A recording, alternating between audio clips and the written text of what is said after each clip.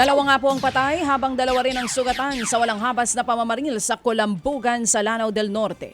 Sa kuha ng CCTV, kita pa kung paanong sinundan ng dalawang suspect ang dalawang babae na nagja-jogging lang. Hindi nakita mga sumunod na nangyari pero pinagbabaril ng mga lalaki ang dalawang babae. Isa sa mga biktima ang patay habang tumatakas binaril din ang mga salarin ng dalawa pa nilang nakasalubong.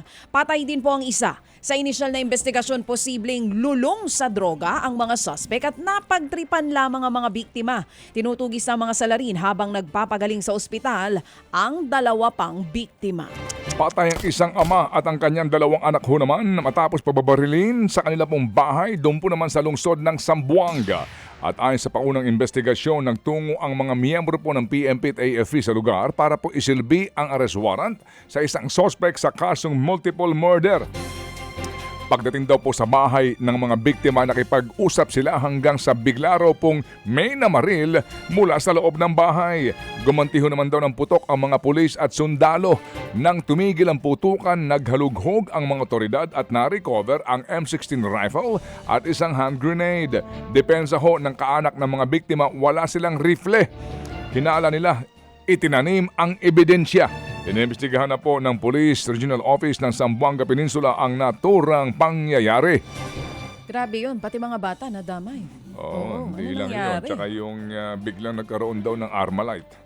Sa iba pang balita mga kapatid, sugatan po ang isang estudyanteng rider matapos naman sumabit sa sinulid ng saranggola sa expressway. Diyan po yan sa Cordova sa Cebu.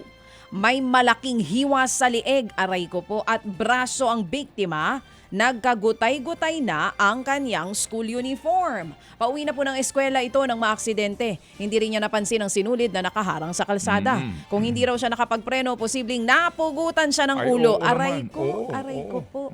Nakikipag-ugnayan na raw ang pamunuan ng expressway sa mga barangay para magpaalala sa mga residente na bawal na ang pagpapalipad ng saranggola malapit sa mga kalsada.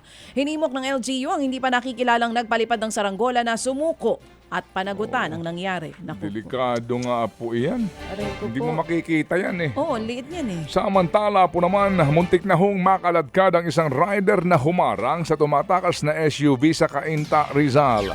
Nasa pulpo sa video ang pangyayari. Kwento po ng video, uploader at testigo, bago ang eksenang yan ay nasagasaan daw ng SUV ang motor ng rider, kaya ito'y humabol at humarang. Pinagpapaliwanag po naman ng LTO ang driver at ng may-ari ng SUV. Pansamantala pong sinuspindi rin ang lisensya po ng driver habang patuloy ang investigasyon. Hinimok naman po ng LTO na lumantad na ang hindi pa nakikilalang motorista.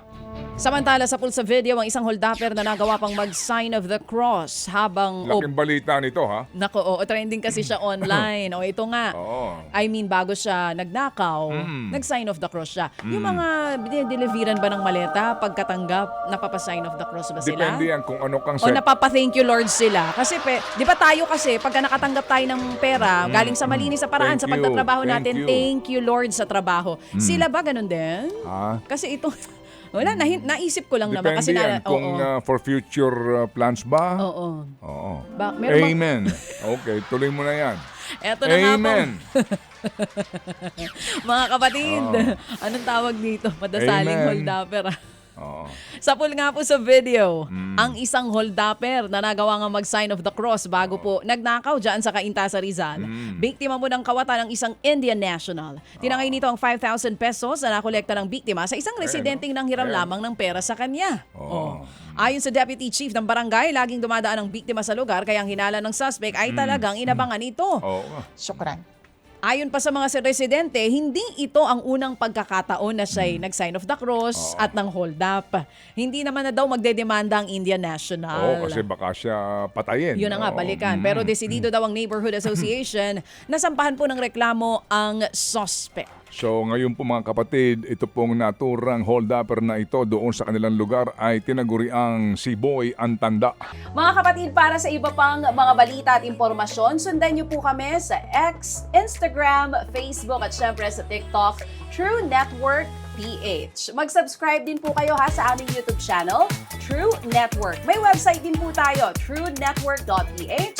At pwede nyo rin po kaming mapanood sa Channel 19 ng aming True FM TV. Lagi pa rin makinig sa radyo dito po sa 105.9 True FM dahil dito, laging true sa'yo, kapatid. Tayo sa totoo, tunay at tapat.